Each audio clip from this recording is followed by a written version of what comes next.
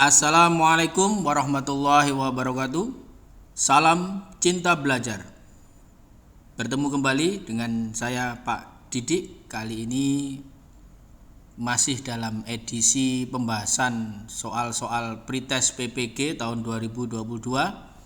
Kali ini saya akan membahas materi pedagogik untuk semua jurusan dan semua jenjang bagi Bapak Ibu guru profesional seluruh Indonesia. Bisa menyimak video berikut ini.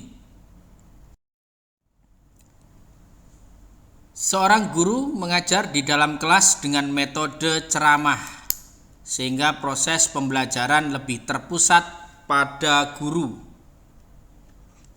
Sedangkan siswa pasif di sini karena hanya mendengarkan. Hal tersebut termasuk dalam proses pendidikan yang beraliran Kita bahas satu persatu.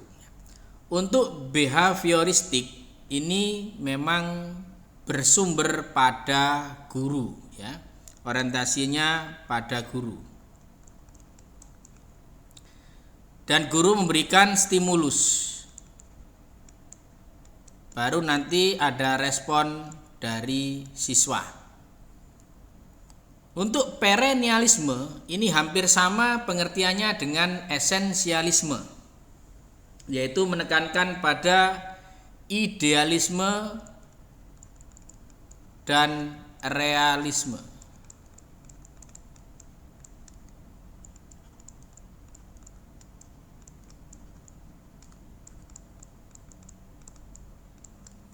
Akan tetapi untuk perennialisme ini dikhususkan pada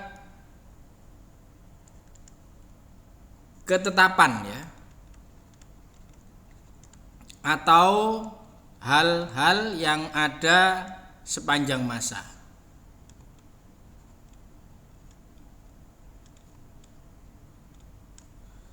Untuk humanisme ini berpusat pada siswa.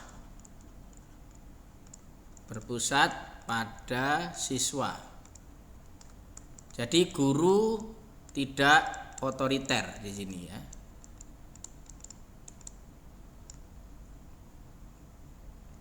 Jadi guru tidak otoriter. Untuk rekonstruksionisme di sini pengertiannya adalah kelanjutan dari berpikir progresif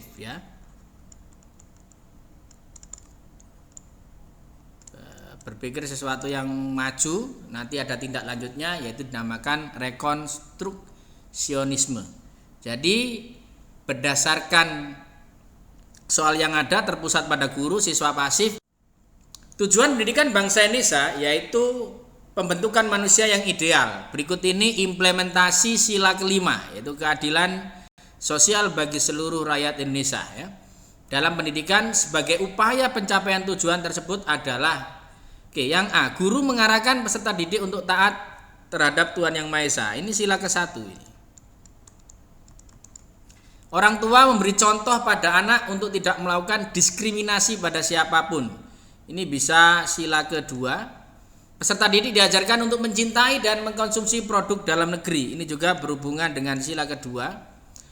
Pendidik mengikuti PPG untuk meningkatkan kreativitas dan profesionalitas di sini Ini erat kaitannya juga bisa berhubungan dengan sila kedua juga.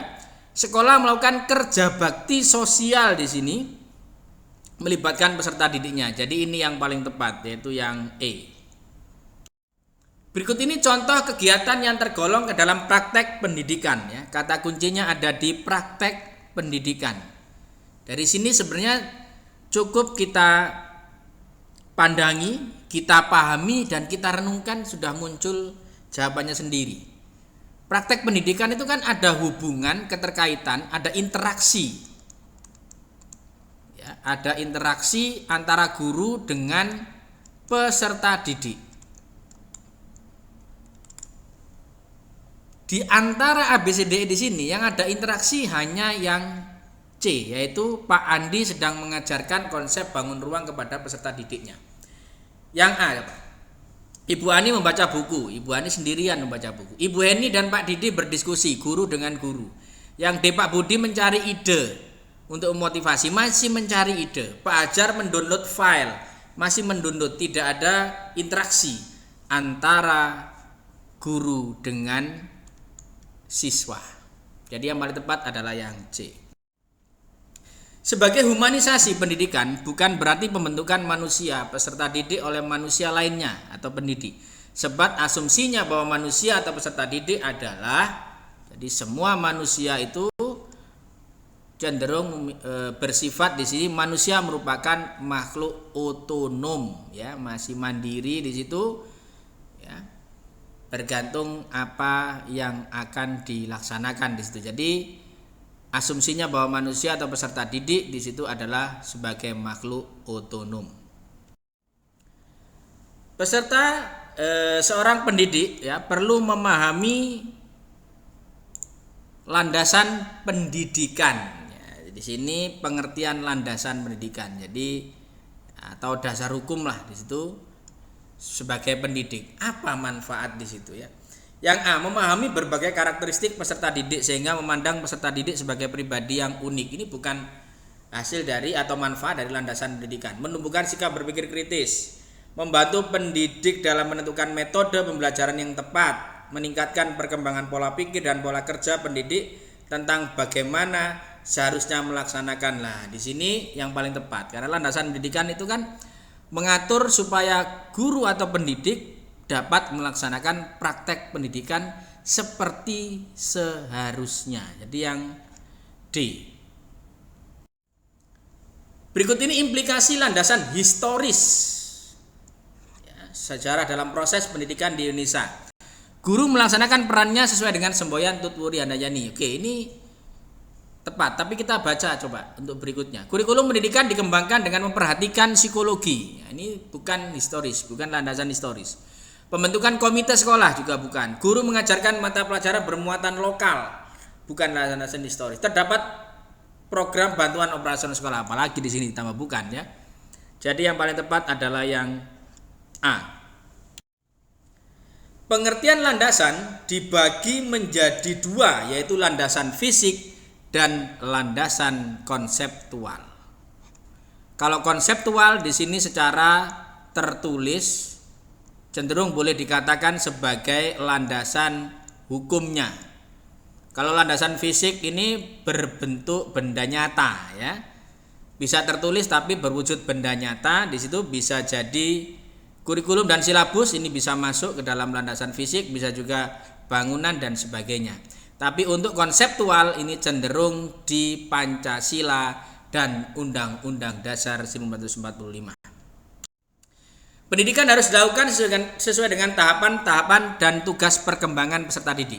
Oleh karenanya pendidikan dilaksanakan dengan mengacu pada landasan apa? Di sini ada kata kuncinya, yaitu perkembangan peserta didik. Ini pasti hubungannya dengan psikologi pendidikan.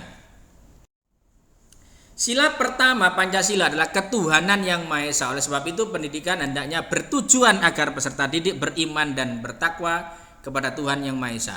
Hal tersebut merupakan contoh. Nah, ini kata kuncinya di ketuhanan yang Maha Esa.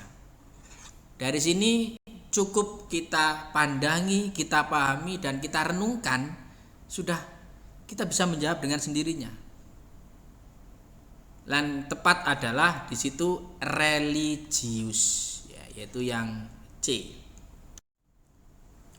Salah satu tripusat pendidikan bagi anak adalah keluarga. Orang tua yang dalam kesehariannya rajin melaksanakan ibadah sesuai dengan waktu yang ditentukan. Pada hakikatnya menanamkan pada anak. Nah, di sini kata kuncinya ada di waktu, ya, sesuai dengan waktu yang ditentukan.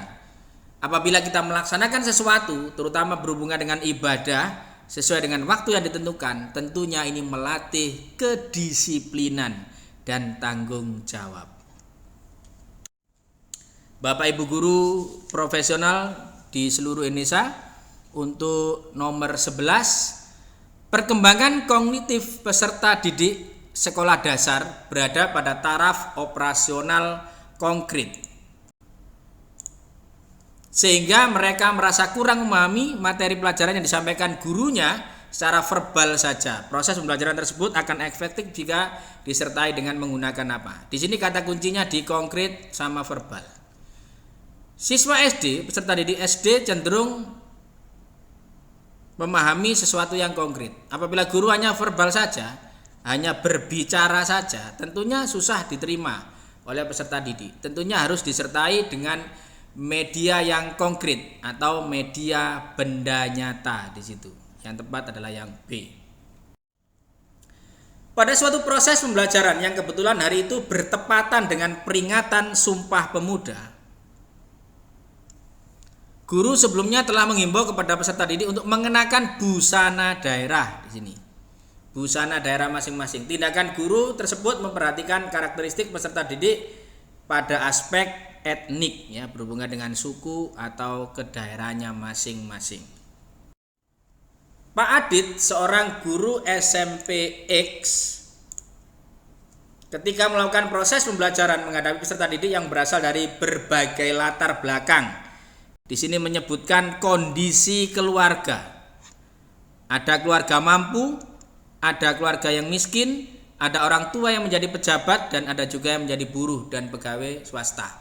Namun Pak Adit memberikan perhatian pada pelayanan yang sama kepada peserta didiknya. Hal ini sebenarnya Pak Adit memperhatikan karakteristik peserta didik, terutama karena di sini ada kondisi keluarga yang mampu, miskin, dan sebagainya. Tentunya ini merupakan status sosial. Pak Anton ketika akan melakukan kegiatan pembelajaran dengan topik tata surya melakukan pretest. Kata kuncinya di sini ada di pretest terlebih dahulu dengan maksud ingin mengetahui pengetahuan dan keterampilan yang telah dimiliki peserta didiknya sebagai patokan untuk memulai pembahasan topik tersebut. Hal ini berarti Pak Anton memperhatikan, karena pretest ini kan tes yang dilakukan di awal pembelajaran.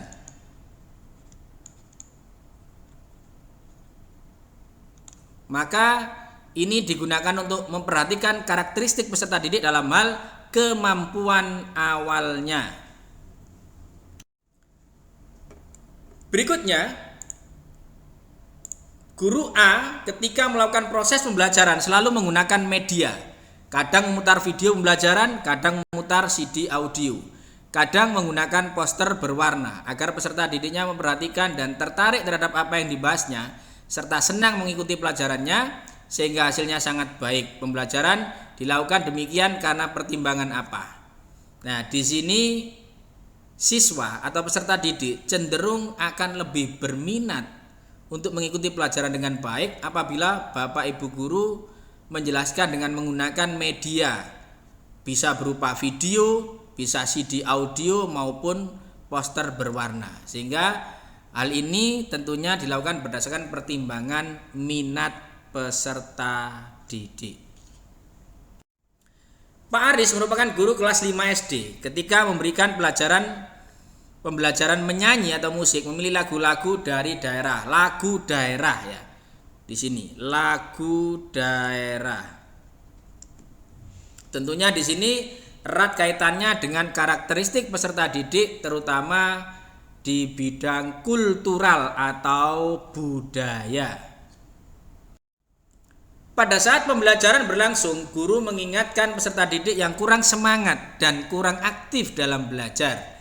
Tindakan guru tersebut berarti memperhatikan aspek apa? Nah, di sini kata kuncinya adalah mengingatkan ya, siswa atau peserta didik yang kurang semangat untuk menjadi aktif atau semangat. Berarti motivasi. Perkembangan moral peserta didik atau anak menurut Cohort terdiri dari beberapa tahap. Ada di situ istilah tahap naively egoistic orientation, yaitu tahap di mana anak menilai baik buruk berdasarkan apa. Pada tahap ini ya, tahap naively egoistic orientation, ini siswa berada pada masa transisi, di mana peserta didik di sini cenderung menilai kebenaran ya,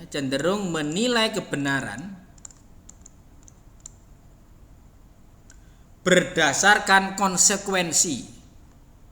Ya, berdasarkan konsekuensi, bukan niat baik. Nah, konsekuensi di sini yang tepat adalah kontrak atau imbal jasa. Peserta didik dalam suatu kelas gaya belajarnya beragam, ada yang visual, ya, harus kelihatan gurunya berada di mana situ, menulis dan sebagainya.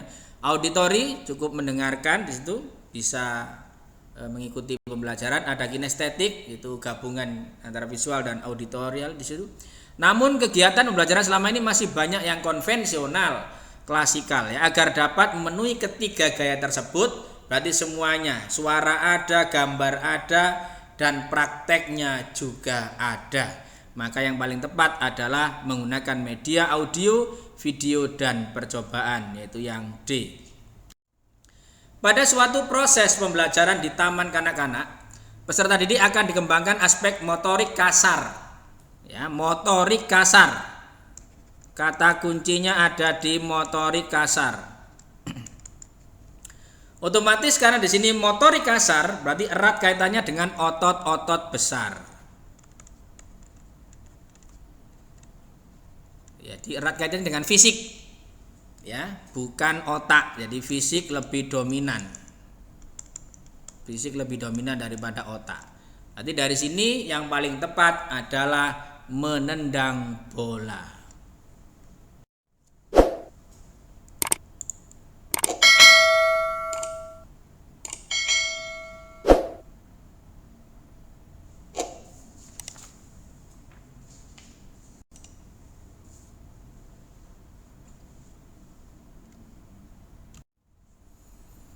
Teori belajar yang mengutamakan perubahan tingkah laku pada individu yang belajar dengan mengutamakan hubungan stimulus dan respon merupakan teori belajar apa? Kita bahas satu persatu di sini, ya. Untuk kognitivistik ini pembelajaran yang mengutamakan proses. Mengutamakan proses, bukan hasil. Bukan hasil belajar. Untuk behavioristik di sini berhubungan dengan tingkah laku. Terus ada stimulus dan respon. Untuk konstruktivistik, ya, untuk konstruktivistik di sini erat kaitannya dengan pengembangan memahami belajar yang berhubungan dengan pengetahuan oleh peserta didik itu sendiri, ya. Jadi berhubungan dengan proses pembentukan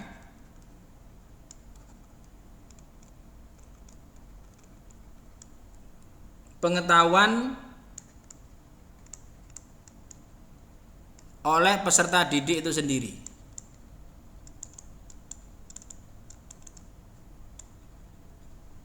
Lebih kreatif, mandiri di sini, ya. Untuk humanistik, ya, untuk humanistik di sini kecenderungannya proses belajar, ya, harus dimulai dan ditujukan, harus dimulai dan ditujukan untuk kepentingan memanusiakan. Jadi untuk kepentingan memanusiakan manusia itu sendiri, ya, manusia itu sendiri. Untuk rekonstruktivistik, ya, untuk ini juga masih ada hubungannya dengan konstruktivistik, ya. Jadi dari, ya, soal yang ada mengutamakan hubungan stimulus dan respon, maka yang paling tepat adalah behavioristik.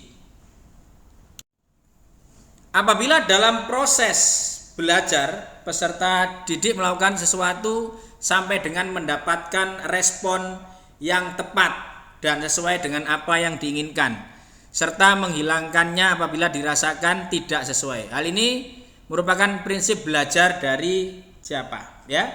Coba kita cek di situ ya. Ada conditioning ya. Conditioning ini artinya prinsip belajar yang menempatkan bahwa di situ perilaku manusia bisa dikondisikan ya. Perilaku manusia bisa dikondisikan. Ini merupakan teori belajar dari Watson ya, berhubungan dengan teori behavioristik.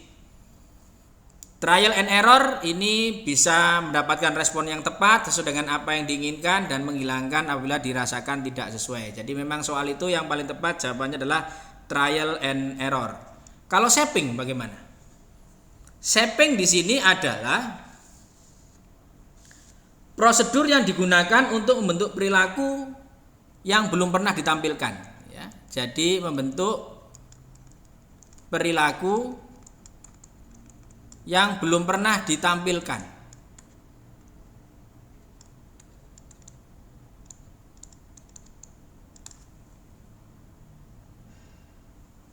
Untuk konseptualisasi ya, ini cenderung membangun konsep ya, lebih tinggi daripada konsep umum ya, berpikir kritis di situ. Stimulus respon juga berhubungan dengan behavioristik, tapi di situ yang paling tepat yang berhubungan dengan respon yang tepat sesuai dengan apa yang diinginkan serta menghilangkannya apabila dirasakan tidak sesuai adalah metode trial and error. Contoh penerapan teori behavioristik yang dapat dilakukan oleh guru dalam praktek pembelajaran di situ adalah membimbing siswa dalam memperoleh pengetahuan baru, bukan menyediakan atau memberikan kegiatan-kegiatan yang merangsang keingintahuan, bukan memberikan stimulus. Jadi kata kunci di behavioristik ini adalah ada kata stimulus atau di situ ada respon yang paling tepat. Jadi yang C. Seluruh komponen pendidikan memiliki tujuan yang sama, yaitu terbentuknya manusia yang ideal, manusia yang dicita-citakan, yaitu manusia yang mampu mencapai aktualisasi diri. Pernyataan tersebut merupakan bagian dari teori apa di situ ya. Karena di situ tujuan yang sama, manusia yang ideal cenderung ke arah humanistik ya. Kalau behavioristik tadi berhubungan dengan tingkah laku ya yang bisa dikondisikan. Kognitivistik di situ hubungannya dengan proses pembelajaran, lebih penting daripada hasil di situ. Kalau konstruktivistik ya itu erat kaitannya dengan pembentukan pengetahuan oleh peserta didik itu sendiri. Kalau sibernetik di situ bagian dari teori belajar kognitivistik sebenarnya, tapi di situ menekankan pada proses internal yang tidak bisa diamati secara langsung dan terjadi itu untuk pengamatannya di situ tidak bisa secara langsung ya. Jadi yang paling tepat adalah humanistik. Aliran ini lebih menekankan pada keaktifan siswa selama kegiatan belajar. Aktif berpikir, menyusun konsep-konsep serta memberi makna tentang hal-hal yang dipelajari, dan yang paling penting terwujudnya belajar adalah niat peserta didik itu sendiri. Nah, kata kuncinya ada di niat peserta didik itu sendiri. Berarti semuanya berasal dari diri peserta didik itu sendiri. Berarti itu adalah konstruktivistik. Menurut Brunner, apabila seseorang memahami objek-objek atau dunianya melalui gambar-gambar dan visualisasi verbal, dengan kata lain peserta didik belajar melalui bentuk perumpamaan atau perbandingan, merupakan tahapan dari apa?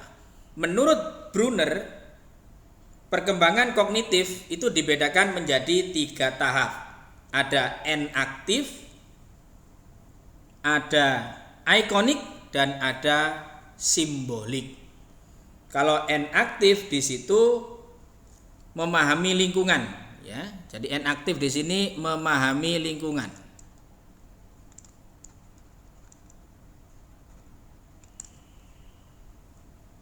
Arti dari memahami lingkungan di situ cenderung hanya melihat ya, dari lingkungannya ada, terus dilakukan pemahaman di situ. Untuk ikonik di situ sudah memahami objek, ya, melalui gambar. Ya, jadi ini memahami objek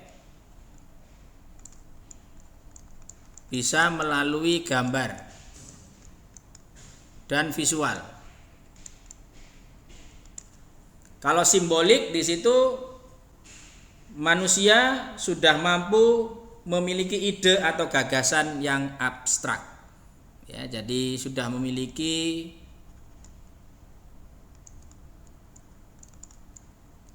gagasan atau ide abstrak di situ ya. Berarti karena di situ objek atau dunia melalui gambar-gambar, berarti yang paling tepat adalah memahami di situ adalah ikonik. Pada tahap konseptualisasi, kemampuan yang dimiliki oleh peserta didik adalah mampu memecahkan masalah ya. Karena di situ konseptualisasi adalah memiliki kemampuan di situ konsep-konsep yang lebih tinggi daripada konsep sebelumnya, maka harus mampu memecahkan masalah dari permasalahan-permasalahan yang ada gitu ya. Pernyataan berikut yang menjelaskan mana istilah kognitif. Ya, berarti sama saja, kognitif juga kemampuan untuk memecahkan masalah. Di bawah ini adalah tipe belajar menurut Habermas ya. Menurut Habermas ya, tipe belajar ya, dibedakan menjadi 3 ya. Ada technical learning atau belajar teknis ya. Jadi yang A ini. Ada juga practical learning, belajar praktis. Ada juga emancipatory learning atau belajar emansipatoris. Saya jelaskan, untuk belajar teknis di sini peserta didik berinteraksi dengan alam sekeliling. Ya, berinteraksi dengan alam.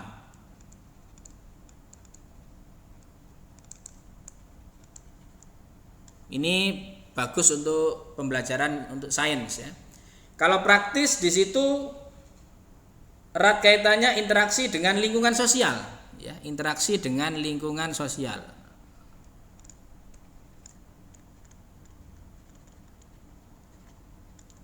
Berarti sosiologi, antropologi dan seterusnya ya.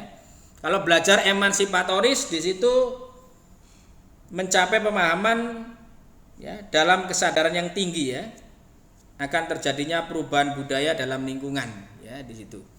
Jadi ada 2, belajar aktif dan belajar konsep yang bukan, tapi di sini ingat untuk belajar konsep itu kan gabungan dari semuanya, baik belajar teknis, belajar praktis maupun belajar emansipatoris. Berarti kecuali adalah belajar aktif. Di dalam proses pembelajaran, para siswa dihadapkan dengan situasi di mana ia bebas untuk mengumpulkan data, membuat dugaan hipotesis ya, mencoba-coba trial and error, mencari dan menemukan keteraturan atau pola, mengeneralisasi atau menyusun rumus beserta bentuk umum, membuktikan benar tidaknya dugaan itu. Tentunya hal ini kan kreativitas siswa peserta didik ya, sesuai dengan niat dia itu sendiri, dari dalam hati itu sendiri. Maka yang paling tepat di sini adalah konstruktivistik. Kurikulum sebagai seluruh aktivitas peserta didik baik yang dilakukan di dalam maupun di luar kelas. Berarti di situ yang pertama menyusun daftar mata pelajaran. Ya, berarti ini hanya di dalam kelas. Menyusun rancangan kunjungan kebun binatang untuk menyelesaikan proyek pembelajaran sains. Nah, ini luar dan dalam kelas. Berarti yang paling tepat adalah yang B. Kurikulum Indonesia telah mengalami perubahan sebanyak 10 kali jika dikelompokkan dalam jenisnya. Kurikulum yang dikembangkan pada tahun 2004 sampai 2013 termasuk jenis kurikulum ya, berbasis tujuan, proses, pelajaran, kompetensi atau pembelajaran, konten pembelajaran.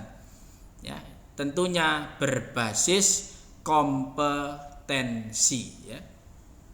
Makanya disebutkan di situ dalam silabus ada kompetensi inti, ada kompetensi dasar di situ dan seterusnya. Ya, itu yang menjadi tolak ukur ya sebagai dasar dikembangkan kurikulum tahun 2004 sampai 2013 adalah berbasis kompetensi. Bapak Ibu guru profesional di seluruh Indonesia, saya lanjutkan. Nilai-nilai kehidupan dan budaya dalam masyarakat senantiasa berkembang, maka peran kurikulum tidak hanya mewariskan nilai dan budaya, melainkan juga berperan untuk menilai dan memilih nilai budaya serta pengetahuan baru yang akan diwariskan. Penjelasan tersebut merupakan ada peran konservatif ya. Kalau konservatif ini hubungannya dengan budaya yang lama masih bisa digunakan untuk sekarang, itu namanya konservatif. Kalau hal ini tentunya yang paling tepat adalah peran kritis dan evaluatif, yaitu berperan untuk menilai, memilih nilai budaya ya, kritis dan evaluatif. Di bawah ini merupakan kajian pokok implementasi kurikulum, kecuali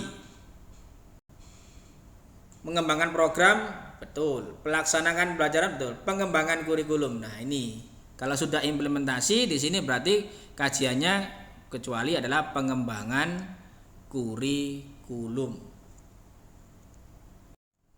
Kurikulum bukan hanya dipandang sebagai seperangkat mata pelajaran dan silabus, namun juga harus dipandang sebagai apa di situ ya. Yang A, seperangkat alat pembelajaran yang harus disesuaikan dengan peserta didik, betul, bersifat fleksibel ya, harus disesuaikan. Seperangkat dokumen yang harus dilaksanakan, masih kurang tepat. Rincian jadwal pelajaran saja, kurang tepat. Materi yang harus disampaikan saja, kurang tepat. Seperangkat tujuan saja, masih kurang lengkap. Jadi yang tepat adalah yang A, yaitu seperangkat alat pembelajaran yang harus disesuaikan dengan peserta didik. Dalam pelaksanaan kurikulum 2013, peserta didik memerlukan berbagai macam sumber literasi untuk menunjang berbagai macam bacaan dan literasi. Namun masih ada sekolah yang tidak memilikinya. Hal tersebut merupakan hambatan dari salah satu faktor karena di situ hubungannya dengan bacaan dan literasi. Sekolah belum memiliki, di situ masih ada yang belum memiliki, maka berhubungan dengan faktor sarana dan fasilitas. Ada beberapa hal yang perlu dipertimbangkan oleh seorang guru dalam mengembangkan kurikulum, yaitu tujuan pendidikan nasional, visi, misi, tujuan yang diharapkan masyarakat. Hal ini berarti karena di situ sesuai dengan tujuan yang diharapkan pada masyarakat, maka ya kita hubungkan dengan masyarakat, jawabannya di situ. Ya, cukup kita pandangi, kita renungkan dan ya, kita pandangi, kita pahami dan kita renungkan, maka jawaban yang paling tepat adalah yang D, yaitu guru melakukan pembelajaran hanya disesuaikan dengan masyarakat setempat.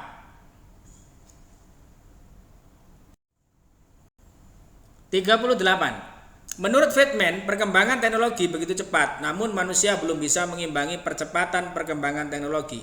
Dalam pengembangan sebuah kurikulum, fenomena tersebut bisa diartikan dan digunakan untuk apa?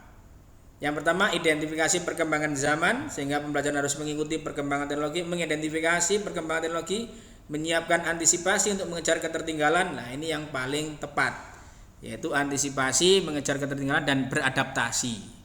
Ya, jadi yang B. Seperti apa yang dikatakan oleh Friedman, perkembangan teknologi begitu cepat namun manusia belum bisa mengimbangi percepatan perkembangan teknologi. Sebagai seorang guru, maka yang harus dilakukan dalam rangka menyesuaikan dengan perkembangan teknologi adalah tidak menganjurkan peserta didik, salah, membebaskan peserta didik menggunakan alat teknologi dalam kelas. Nah, nanti kurang terkontrol. Mengintegrasikan teknologi ke ruang kelas dan memberikan penjelasan cara penggunaannya, itu yang paling tepat ya. Guru tidak melarang, membatasi maupun memberikan edukasi, memberikan kebebasan belajar dengan HP. Nah, ini yang tidak terkontrol ya. Jadi yang paling tepat adalah yang C. Soal terakhir nomor 40. Dalam kurikulum 2013 terdapat integrasi antara ilmu, pengetahuan dan karakter. Hal ini sesuai dengan arah baru program baru UNESCO, yaitu yang ekonomi, manusia, lingkungan dan sosial diintegrasikan, pikiran dan benda terintegrasi dalam pengembangan sains dan nilai religius ya. Jadi dihubungkan antara nilai sains dan nilai religius, itu yang paling tepat. Demikian untuk pembahasan yang berkaitan dengan pedagogik. Sebelum mengakhiri video ini ya, pesan moral dari saya, sulitnya mengubah senyawa kimia berbahaya menjadi bermanfaat, masih lebih sulit mengubah perilaku manusia dari menyimpang menuju jalan yang benar. Terima kasih atas perhatian. Jangan lupa, apabila Bapak Ibu guru profesional memerlukan materi berikutnya di bidang apa atau materi apa, bisa request pada kolom komentar. Terima kasih. Salam cinta belajar. Assalamualaikum warahmatullahi wabarakatuh.